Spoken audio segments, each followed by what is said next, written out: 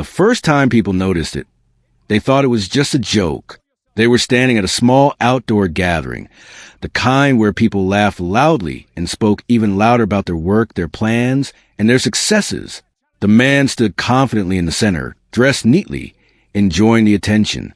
His wife stood slightly behind him, holding a glass of water, her posture calm and composed. Someone made a casual comment about how lucky he was to have such a quiet, simple partner. He laughed. Yes, simple is the right word, he said, loud enough for everyone to hear. She doesn't care much for style or status. I guess not everyone has big dreams. A few people laughed along. Others smiled awkwardly. His wife smiled too, but hers was softer, smaller, the kind of smile that hides more than it shows. He did not notice. This was not the first time. He often spoke this way in public. He believed humor made him charming, and putting her down made him look bigger. He liked being seen as a successful one, the smart one, the one who had rescued someone ordinary and given her a better life. At home, he told himself the same story. He worked hard. He provided. He paid the bills. That, in his mind, gave him the right to speak however he wanted. His wife rarely argued. When she did speak, her voice was calm, never sharp. She chose her words carefully, as if every sentence mattered. This only made him feel more powerful. Silence, to him, meant agreement. What he did not understand was that silence can also mean patience.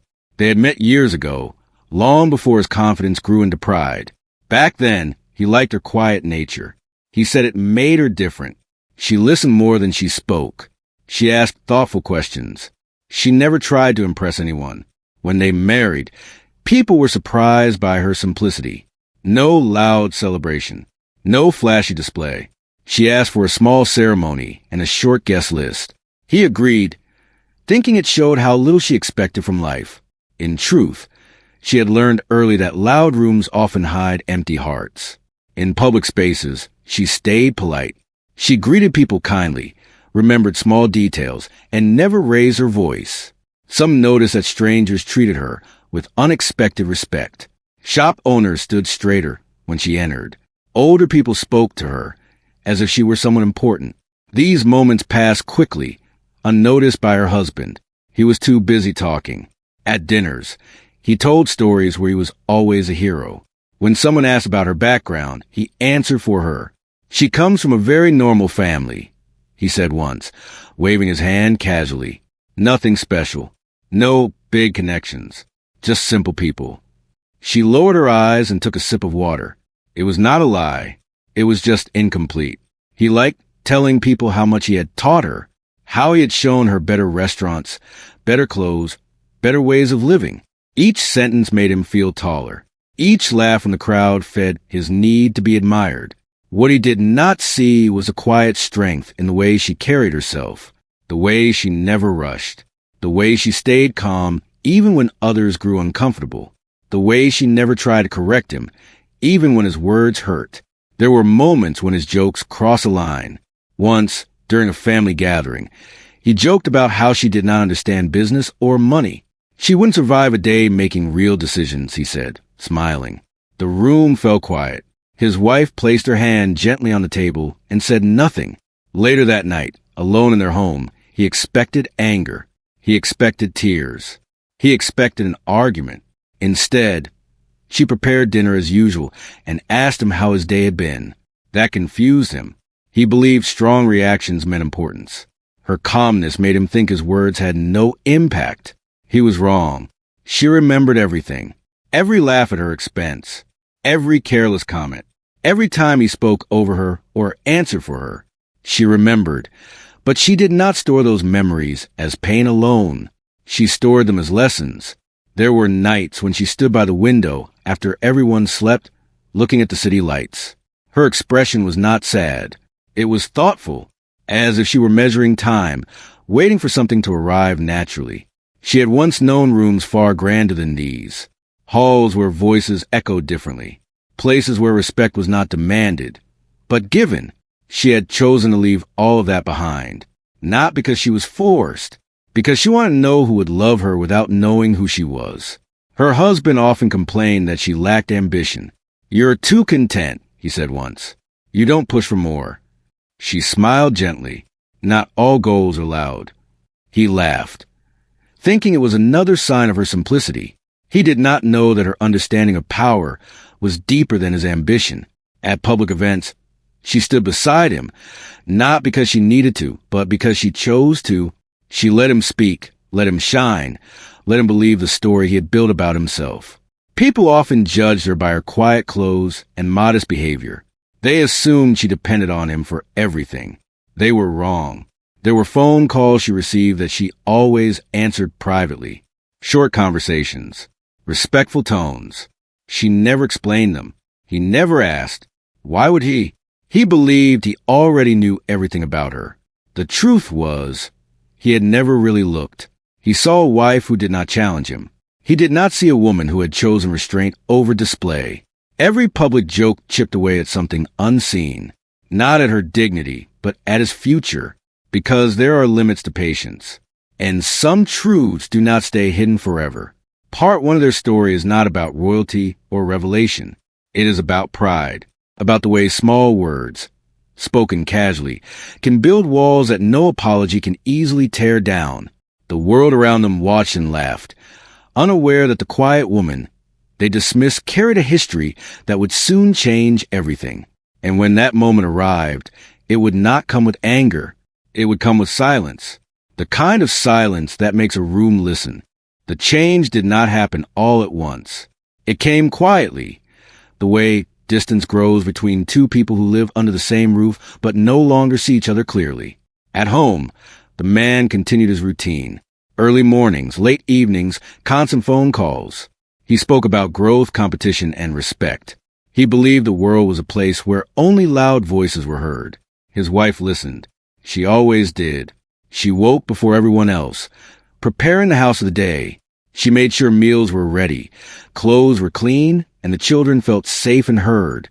She asked about their worries, their dreams, their small victories. To them, she was warmth and calm. To her husband, she was background noise. When he came home tired, he expected praise. When things went wrong at work, he expected sympathy. When things went right, he expected admiration. He rarely asked how her day had been, and when he did not wait for the answer. She noticed the way his words changed over time. Less humor, more sharpness. Less teasing, more judgment. He spoke to her as if she were always one step behind him, always needing guidance. One evening, during dinner, he complained about people who lacked ambition. Some people are just comfortable being average, he said, looking at her without directly saying her name. She continued eating calmly. Average. The word stayed with her. If he had looked closely, he might have seen the slight pause in her movement, the small breath she took before continuing as if nothing had happened. But he did not look closely. There were moments, small but telling, when her past brushed against their present. Once, when a delivery was late, she spoke to the manager on the phone. Her tone was polite but firm. She did not raise her voice, yet the issue was resolved within minutes. The manager apologized repeatedly. Her husband watched from a distance, surprised. You sounded different, he said later. Very confident. She smiled. Confidence doesn't need volume. He laughed and changed the subject. Another time, they attended a community event. An elderly guest approached her, bowed his head slightly, and spoke with deep respect. His words were formal, careful. Her husband noticed. Do you know him? He asked afterward. Only briefly, she replied. That was true. He did not ask more. At night, when the house was quiet, she sometimes sat alone, holding a small object she kept hidden away. It was not valuable in money, but in memory. She touched it gently, as if reminding herself of a promise she had once made, a promise to live honestly, a promise to endure, a promise to speak only when the time was right. Her husband believed patience meant weakness. He believed silence meant surrender. He believed love was proven by providing, not by listening. And so, without realizing it, he continued to test something rare. At a dinner with colleagues, the mocking returned. She still gets nervous around important people, he joked. She's more comfortable staying in the background. Laughter followed. His wife nodded politely, her expression unchanged. Inside, something settled. Not anger. Clarity. She understood now that he did not see her, and perhaps never had. He loved the idea of being admired more than the reality of partnership. Later that night, she stood in front of the mirror, studying her reflection. She did not see a victim. She saw a woman who had chosen restraint over pride. She could leave. She had the means. She had the support. But she stayed. Not because she was trapped. Because she wanted the truth to reveal itself naturally. Her husband often spoke about respect, yet rarely showed at home. He spoke about loyalty, yet dismissed the one person who stood beside him daily. The irony was invisible to him. Days passed. Weeks followed. An envelope arrived one afternoon. Thick paper. No return address that he recognized. His wife received it quietly and placed it in a drawer. He noticed. "What's that?" he asked. "An invitation," she replied. "To what?" "A formal event." He raised an eyebrow. "From who?" She paused. "Family." That word lingered. Family. He smiled, amused. "Didn't know your family attended events like that." She met his eyes. "There are many things you don't know." The words were not sharp. They were simple. Still, they unsettled him. That night, he lay awake longer than usual. For the first time, doubt slipped into his confidence. Small moments replayed in his mind. Her calm, her control, the way others sometimes reacted to her. He pushed the thoughts away. He preferred certainty. In the following days, his behavior shifted slightly. Not kinder, but more observant. He watched her in conversations. He noticed how people listened when she spoke, even briefly. It made him uncomfortable. He wanted to be the center. Meanwhile, she prepared quietly. She chose simple clothing, as always, but with careful detail. She arranged everything in advance, leaving nothing to chance. The invitation sat on the table one evening. He picked it up. The design was elegant, formal, serious. "This looks expensive," he said. She nodded. "It is." He smiled, seeing opportunity. "Good. Important people, then." She said nothing. He did not notice the weight behind her silence. Because some silences are not empty. They are full of history. And as the day of the event approached, the balance between them shifted slightly, like the air before a storm. He thought he was walking into a room where he would finally be admired. She knew she was walking toward a truth that could no longer remain hidden. Part 2 ends not with an argument or decision, but with something far more powerful. Expectation. The kind that changes everything once it is fulfilled. The day of the event arrived without drama. Yet everything felt different from the moment the morning began. The house was unusually quiet. Even the air seemed still, as if waiting. The man woke up early, energized. He stood in front of the mirror longer than usual, adjusting his clothes, checking his appearance. This was his kind of day, a formal event, important people, a chance to be seen. His wife moved through the house calmly, as she always did. She prepared breakfast, spoke softly to the children, and reminded them of small things that mattered. Her voice carried no excitement, no fear, only focus. When it was time to leave, she went to the room and returned dressed simply, yet with a quiet elegance that was hard to explain. Nothing flashy. Nothing loud, but something about her presence felt different. He noticed. "You look formal," he said, surprised. She smiled lightly.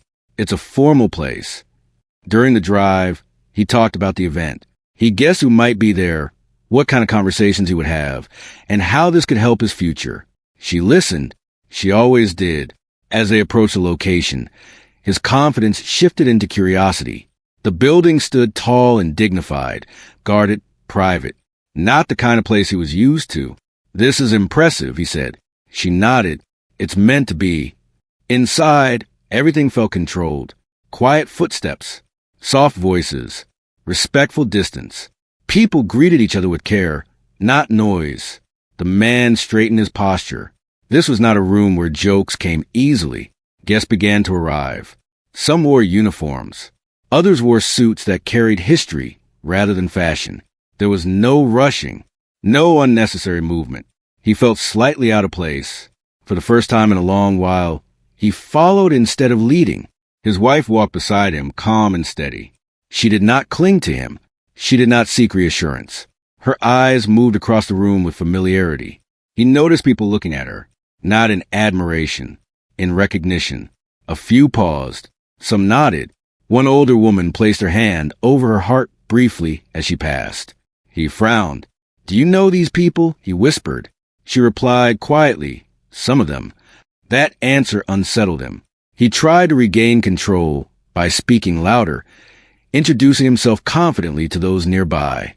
Polite smiles followed, but conversations were short. They were not listening to him. They were watching her. As the room filled, a shift occurred. A subtle change in posture, in attention. People straightened. Voices lowered. Someone important had arrived. The man felt it before he saw it. An older figure entered, surrounded by quiet respect. No announcements were needed. Authority moved with him naturally. The man whispered, "Who is that?" His wife did not answer immediately. She inhaled slowly. "That," she said softly, "is my father." The words landed gently, yet carried weight. He laughed nervously. "You're joking." She turned to him, her expression calm but firm. "No." Before he could respond, the older man's eyes met hers. Everything else faded. The room grew silent without instruction. Conversation stopped. Movements paused. The older man walked toward her, not rushed, not uncertain.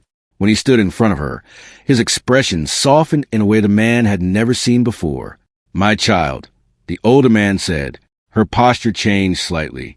She lowered her head, not in submission, but in respect. The man beside her stood frozen. The older man placed his hands gently over hers. "You came," he said. She nodded. "I said I would." People watched in silence. The man felt his throat tighten. This was not acting. This was not a coincidence. The older man turned his gaze toward him, not with anger, not with judgment, with curiosity.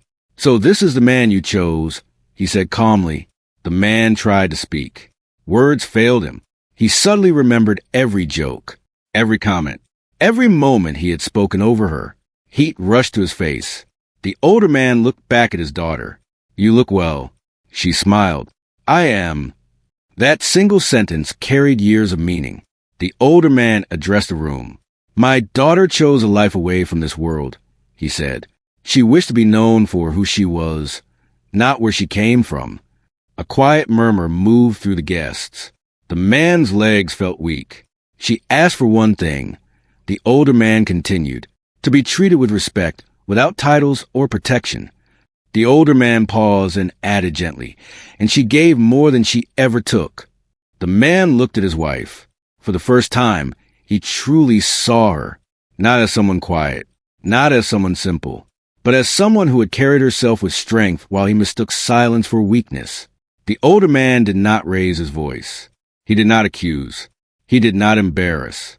That made it worse, because dignity leaves no place to hide. The man felt smaller than he ever had before. Around them, people remained silent, not out of shock alone, but out of respect for the moment. The truth had arrived, not loudly, not cruelly, but completely.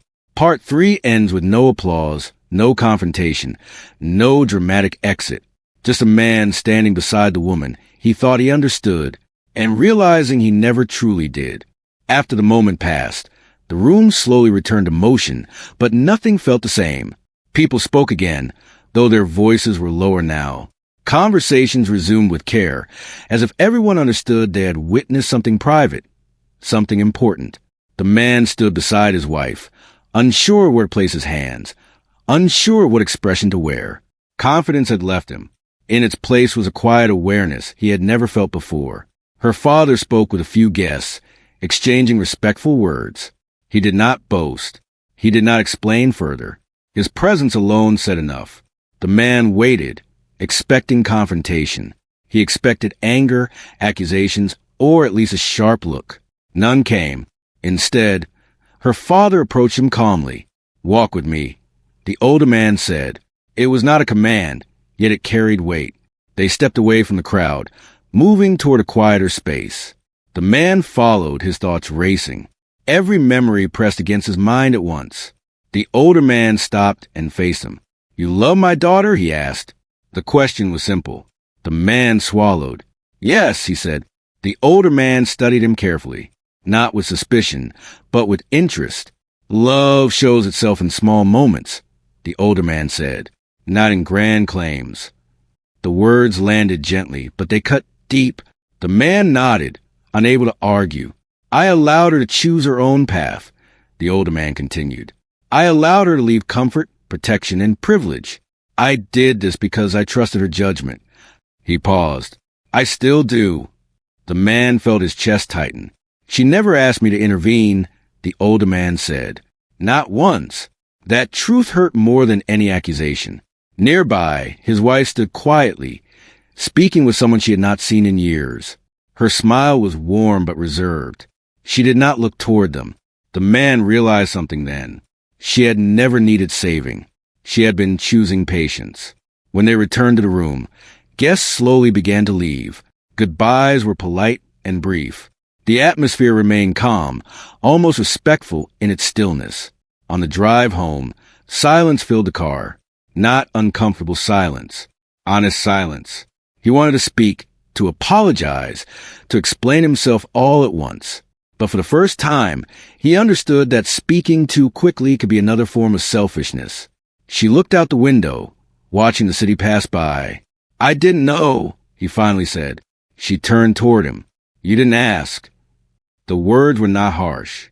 They were true. He nodded. "I should have." "Yes," she replied softly. That was all. At home, the children were asleep. The house felt familiar, yet changed. He followed her into the kitchen, where she placed her keys down carefully. "I never wanted to embarrass you," she said. "That's why I stayed quiet." He felt shame rise again. "I thought your silence meant you were fine," he admitted. She met his eyes. Silence can mean many things. He sat down slowly, as if the weight of the day had finally caught up with him. "I spoke without thinking," he said. "I tried to make myself feel bigger." She listened. "I didn't realize I was making you smaller," he added. She shook her head gently. "You never made me smaller. You only showed me who you were becoming." That hurt, but it was fair. Later that night, he stood alone in the living room, looking around. Everything he had taken pride in suddenly felt temporary. Status, image, approval, all of it seemed fragile now. He thought about her calm strength, her restraint, her quiet dignity. He thought about how easily respect followed her without effort. He understood something important. True power does not announce itself. It listens. The next morning, he woke early, not with urgency, but intention. He prepared breakfast. He asked about the children's plans. He waited for answers. She noticed. Change did not happen in words. It happened in behavior. Days passed. He spoke less in public and listened more. When others made jokes at her expense, he corrected them calmly. "She doesn't need defending," he said once, "but she deserves respect." She heard that. She did not smile. She simply nodded. Trust, she knew, is rebuilt slowly. Part 4 is not about forgiveness. It is about awareness, about a man learning that humility is not weakness, and a woman who never needed to prove her worth to anyone, because some lessons arrive late. But they arrive exactly when they must. Change did not arrive with a grand apology or dramatic promises. It came quietly in small daily choices. In the weeks after the event, people began to treat them differently, not because her identity was now public knowledge everywhere, but because something in their posture had shifted. He no longer stood ahead of her. He stood beside her. At gatherings, he listened when she spoke. When someone tried to interrupt her, he gently redirected the conversation back to her. He did not overdo it. He did not try to perform respect. He practiced it. She noticed everything. Trust, once shaken, does not rebuild in a single conversation. It grows through patterns. One evening, they were invited to a dinner with the same group where he had once made careless jokes. The memory of that night still lingered in the room. People remembered. So, did he? As they sat down, someone made a light comment about how quiet she usually was. Before she could respond, he spoke calmly. She speaks when it matters, he said. And when she does, it's worth listening. There was no sarcasm in his tone, no hidden message, just truth. The table grew thoughtful instead of amused. She did not look at him immediately, but when she finally did, her eyes were softer than they had been in months. At home, conversations changed too. He began asking about her childhood, not in a curious, dramatic way, in a sincere one. What was it like growing up? He asked one night. She considered the question carefully. Structured, she said. Disciplined. Respect was taught early. He nodded. And freedom? I had it, she replied, but it came with responsibility. He understood then that she had not run away from her past. She had stepped away from it with purpose. I thought I gave you everything, he admitted quietly. She looked at him steadily. You gave me a life. But respect is not something one person gives another. It must be mutual. He accepted that without defense. Time continued forward. Her father visited once, not with guards or ceremony, but simply as a parent. He sat at their table, drank tea, and watched them carefully. The man felt nervous at first, but the older figure did not test him with harsh words.